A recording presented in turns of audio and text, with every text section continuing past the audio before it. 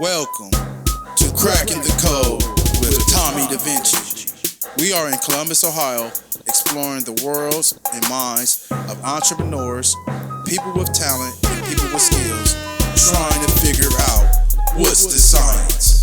What does it take to keep going? What is the catalyst to winning? And who are these people pushing to the power of positivity? Follow me and let's explore.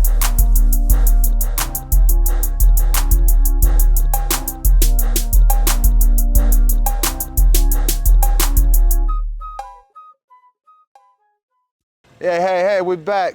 We're back with another episode. Yes, sir. It's Cracking the Code with Tommy Da Vinci.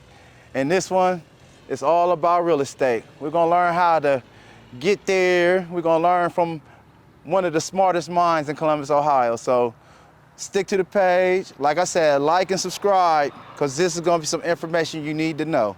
All right now, so follow me on the inside. Welcome to the inside of this beautiful home.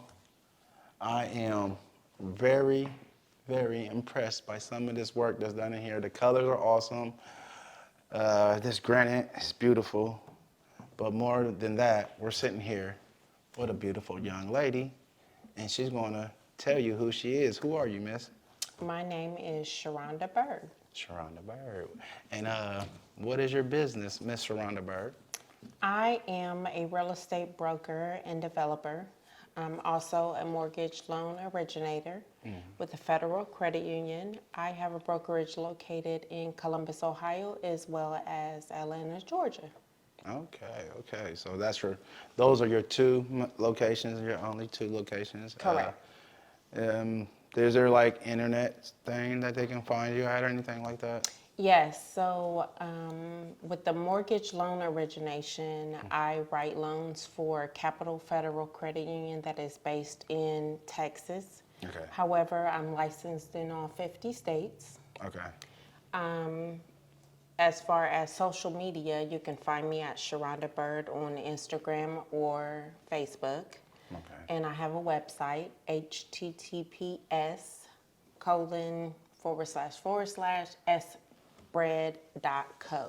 That's SBREAD.co. And guess I could say now, when did you start this? Like, how did you get started? Like, shorten it up. Like, you ain't got to say no long dialogue. Just let us know what made you do this, kind of. Well, real estate began for me back in 2009, I believe. Okay. Started off as an investor, actually. Okay. So my ex at the time, we had gotten together and got some properties, and basically, instead of flipping these homes or fixing them up to sell them for income, we decided that we were going to open up group homes across the city of Columbus. So I ran about 6 of those for about 6 years. I did get my license in 2010, and here we are. Wow, so you was on a roller coaster. Sound like some fun right there, Yeah, baby. it was fun. It was fun. Yeah. That's good. So what is the motivation? Why do you do what you do? Like, what makes you tick when you want to quit? Man, outside of the financial freedom for myself and my family, the motivation is really helping people. I have helped many families obtain home ownership when they didn't think it was possible. I actually just helped someone who was selling their home and buying another home to do that process, but for the first time be able to purchase another home with cash and not have a mortgage. So Right. who wouldn't want that? I mean, because like people don't understand, this is not a real good question, but it's like you pay rent, it's like $1,600 in places, and then you can own a home and reduce that by 50% almost. I mean, it depends how you want to pay, So that's something people need to work on, figuring out how long do you really want to rent. You come with some luxuries, I guess. You get your grass cut already for you and stuff like that. But But not even in every situation does lawn care come There with you a go. rental. Right. You know what I mean? Right. It's crazy. I do say that home ownership is not for everybody. Everybody don't want to buy a house, and I get that. Right. But when it comes down to is it worth it, gotta kind of put your apples up against your oranges Right. and see what the difference in the payment Shoot the is. shot. Does Shoot it the make shot. I sense? mean, Yeah. I want to keep my money in my pocket.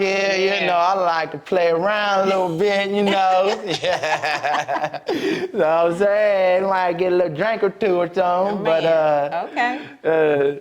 is this something that you always wanted to do? As like something like as a kid, say, oh, I want to be a real estate broker or whatever. Like, is this always on the Absolutely menu? not. What? My childhood dream was to be an attorney. Okay. I wanted to be a criminal attorney until Just telling motherfuckers what to do. something like that. Until I got to the point of knowing everybody that was Just like catching a criminal woman. cases. Just like a woman. And was like, nah, Oh, I no, don't I'm want to help joking. everybody out. Right. No. But you're helping them out another way now. But I'm helping them in another way. Right. And so it actually works out because I stuck to the plan once I got into real estate, and I made it a point to touch every area in real estate if I could. Gotcha. So having a real estate license and turning that into becoming a broker to own my own. Right. And then going out to become a certified stager, and then the mortgage loan officer. Right. And then Levels to this it's all kinds of levels to this shit. I grew up in this. You know what I'm saying? So being that I touched in every area, I said, well, there's nothing really left for me to do but to go back to school and finish that degree and become that real estate attorney. Right. That fulfills that Because that lawyer. could be inspiring for some of your family members to see you keep accomplishing. Like we try to tell people what to do. Our siblings that's younger than us, we try to tell them what to do. But it's telling is not always good enough. Yeah. You know, Yeah. you got to show people how to move on. You know, it's easy to talk your shit, but I guess let's get to like, when is there a good time, or is there ever a perfect time to buy a house? You know what? I think any time is the perfect time. If you want to, put yourself in a better position for your family, for that generational wealth, I think there's no bad time or good time, because if you look at it, there's always going to be something in front of you, whether it's questioning your employment or what neighborhood do I want to live in, or where my kids going to go to school, or what are the rates right now, or prices on the homes that went up. You know what I mean? Right. I do think, I will say this, that probably in the last 2 to 3 years, a lot of people missed that one ship that didn't already sail, where rates was down to like 2 and 3%. Right. And they're waiting on that to come back, and it's like, okay, So you're probably going to keep renting, because I don't think we're going to get that back. What is a quick flip, and how does it work? Like, is that still a thing? Like, people speaking, I remember people saying they was spending 10 to 12 grand on a house. They was pretty much empty on the inside. Is that a good idea? Or what's going on with that? So, in my opinion, it's not a quick flip, like where you're getting something for 10 grand and just throwing some money in it and getting rid of it real quick for $100,000. That's not happening. Right. First of all, it's very hard to find something for $10,000 or $15,000 here in the city of Columbus, because of where the market is right now. Gotcha. Population is going up. Population is going up, and we have low inventory on homes. Gotcha. So the average price for a home right now is roughly about $100,000 to maybe even $150,000. Wow. And when I'm talking about those prices, I'm saying homes that need to be rehabbed. So you're not even finding homes for about $100,000, $150,000 that don't need anything. Most of them need cosmetic repairs at the least. Right. Flips, the goal is to get a flip and be in and out of it within 90 days. But that's all things considering. You come in the door with your own contractors, with the proper financing to be able to, take care of So your own is that an rehab. advantage in Atlanta compared to Columbus? Not necessarily, because what you don't have anywhere, you don't have, and it's going to Gotcha. back you up in time. Okay. There's holding costs associated with flips, and if you don't get rid of a flip in a certain amount of time, you're actually paying more money out before you get money coming in the door. You have utilities, and if you got a hard money loan to buy the property, you're still making payments on that. So Right. it really just depends on what your goals are for the flip, and if you have everything in alignment to actually perform it.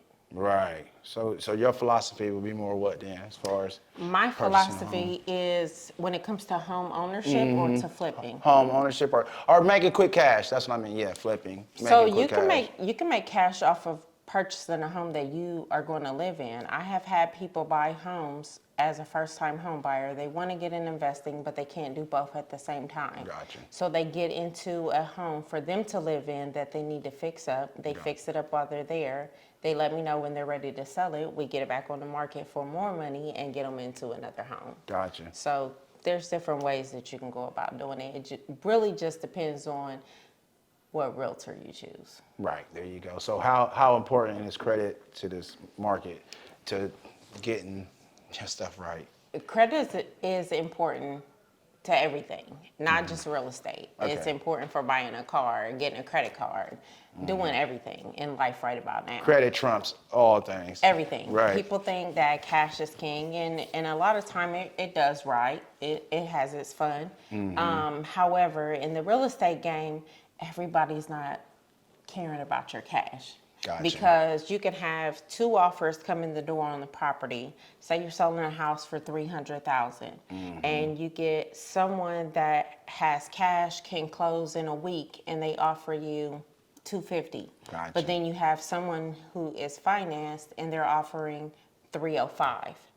They could care less about your $250 There you go. if they're going to get this There you go. $305, Yeah. and it's only going to be a couple additional Because when weeks. people are determined to Yeah. have something, they're gonna, when they say Yep. okay, you're gonna say okay. Exactly. So I guess is what is the APR rate? How important is people to understand APR rates and stuff like that? It's very important because it affects your payment. Okay. So you can have an APR of maybe mid fives, something like that. And you can have an APR in the eights. Okay. That's going to make a big difference in your monthly payment, probably by quite a few $100s, because you're looking at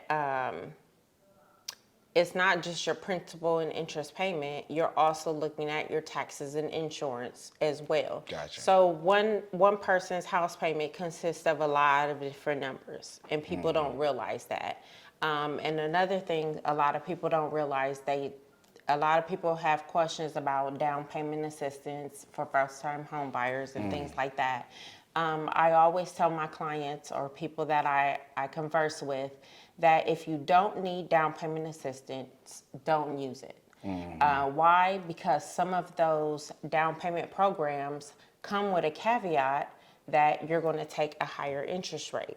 Gotcha. So now instead of you getting a maybe 6.5% rate, you might be taking an 8% because you got this down payment money.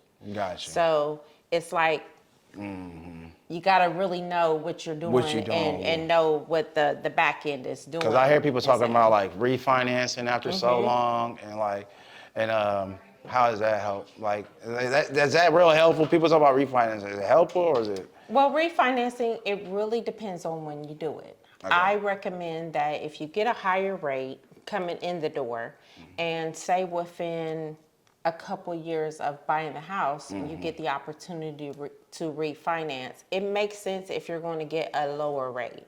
Gotcha. You don't want to refinance and you're not getting the kind of rate that you have right now or lower, because your payment will increase. Gotcha. So if it's about money and you have equity in your home, instead of refinancing and taking cash out, I recommend you look into doing a home equity line of credit, because with that HELOC, you can turn around and borrow the money and pay that back without it affecting the rate that you have on your Gotcha. home.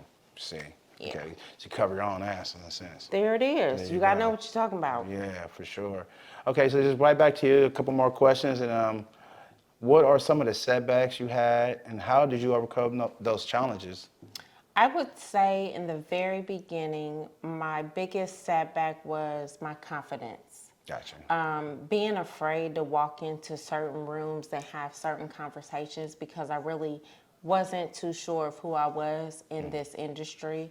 But as I got to the point of closing more and more deals, helping more and more people out, I just got that confidence that said, hey, you can talk to them just like you can talk to them. Because Gotcha. it's no different than selling a $50,000 home versus selling a $500,000 home. Right, They're right. both for sale. They're the same people, Right. just doing different things in life. Gotcha. So it was building the confidence so that I can know who I am and be assured that no matter who I'm talking to or what I'm talking about in this, I know what I'm doing. Got you.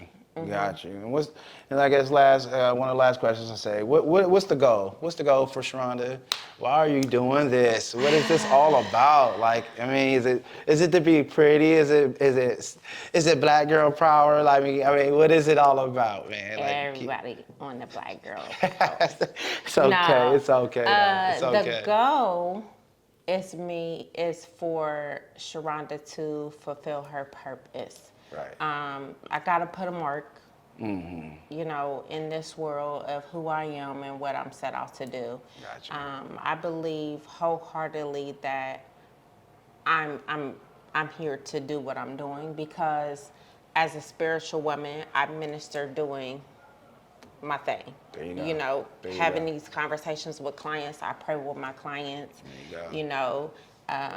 We talk about God. We talk about all the things that God would have me do. I've never had a client that's not a believer. Right. So The people that you gravitate just off. It works. And these people become family and want me to come to their family gatherings and they include me and stuff and they call and check on me. During COVID, I got so many phone calls, just people, how are you? Do you need anything? And these are clients, not family, not friends, but people that are just. There you go. That's the important. Yeah. See, people like, when you're in business, people think it's all about like money. Nah, money is a goal. People don't get it twisted. Nobody get it twisted. Money is always a goal. But at the end of the day, the money ain't worth nothing if they can't call you back. See, that's what you gotta learn in business. One phone call, one yes ain't gonna get you nowhere. So that's when character gonna have to come into play with some of this stuff. And the character that you seem to possess, you bring the people around that's responsible. You know what I'm saying? The people that you come around are attempting to be responsible. So that's a blessing all in one thing. So I hope you keep up the work and continue to get everything you want out of this, like I always say. I believe I will. You know why? Because I do hold on to my character and that level of integrity. And as long as I do that and be where I'm supposed to be, the money's gonna come. So I'm not even worried about that part. That's funny. That's good. That's good. So I'm gonna have a little fun real quick, and this is for everybody on YouTube, just to learn a little bit about Columbus, Ohio. Before we give you the whole 180 or 360 around this beautiful house, I'm gonna ask you some fun questions about people who lived in Columbus that are famous. Okay, this one is an easy one. This should be a no-brainer, and if you get it wrong and don't remember, that's who. You set me up. I didn't know that this. Oh, well, yeah, that was the setup. It's always a knuckleball. Who is the famous gymnast that came out of Columbus, Ohio? Oh gosh, I don't know. She got gold medals. I think she has her own flip or something like that. You don't even know. Simone Biles? Oh yeah, her. Oh yeah. That was the easy one. Yeah. Oh, this one might be the easy one. Let's see where your brain is at. Okay. I knew that one. Okay. Okay. Don't ask me nothing stupid, Thomas. Who is the famous author that makes child horror books that lived in Bexley, Ohio? I don't read horror books. They're child horror books. I don't know. I don't know is your final answer. Joey Moore. Do not plug my brother on this. Hey, you know, he's good. Plug my brother on that. Hey, R.L. Stein, the dude who made Goosebumps. Oh yeah, him. That's two of them. Yeah. Last thing before we, I guess it's my fun question. This is my favorite fun question. 12-year-old Sharonda walking down the street, and you would just had to been rolling down the block, and she's, what would you tell the beautiful young lady? What would you tell her? If you was in a time machine right now, and you got to go back there and say, what's up? If you were walking up the street and two boys threw a rock at you, It wasn't Tommy. cut it short right there. Because this is where you end up 30-something years later. There you go. She ain't worth 250s. That's the information you go get a 12-year-old you. Run from me. Because I throw rocks when I was 12 because I was little. At the fire hydrant. Oh, man. Yeah. All And there it was. Are you ready to look at this house? Are you ready to show everybody this house? I'm ready to show Boy, everybody the making house because everybody- you got me talking about Simone Biles. She asked me how I feel, you tell I'm doing good. I'm feeling like $1 million nigga from the hood. She asked what's on my mind. Tell her money, making. She asked what's on my mind. Tell her money, making. Yeah, see if you know the name, nigga, you know it's street. And if you know the street, nigga, you know it's hood. And if you know the hood, nigga, you know the side. It's northbound 71, right side of the I. It's OHIO when I'm dotting the I. It goes 614 with a shot in the sky. Well, I'm clocking my time with an unstoppable shine. Every second thinking more money, no doubt in my mind. You fishing pole ass niggas is out on the line. You test the squad and hit the floor at a drop of a dime. I'm smoking blunts back to back like a lot on my mind. The hottest nigga, period, no doubt on the line. But watch yourself, you might die trying to stop me from mine. When I'm out on the grind, gotta follow the signs. Ain't no time to be blind. See it eye for an eye. I get it poppin' first. Ain't no time to be blind. Let it be. You niggas know my pedigree. Constantly keep testing me until your life in jeopardy. I'm built around integrity, but large amounts of jealousy has got me dodging felonies. I'm trying to build a legacy. How I feel, you tell I'm doing good. I'm feeling like $1 million nigga from the hood. She asked what's on my mind. Hey, I told y'all, man, I'm gonna keep coming with this fire, man. Miss Shira Bird came through for me, man. She is so beautiful and she's so intelligent. I hope you enjoy her elegance, you know what I'm saying? So stay tuned with your boy, Tommy Da Vinci. Make sure you stay following me on YouTube. Make sure you like and subscribe. I'm also on Facebook right now. I'm getting more internet funny, you know, whatever. But you can find me on Facebook at Thomas Vinny Da Vinci. And that's where sometimes I put some of my content on. So peace out, everybody. Like I said, like and subscribe.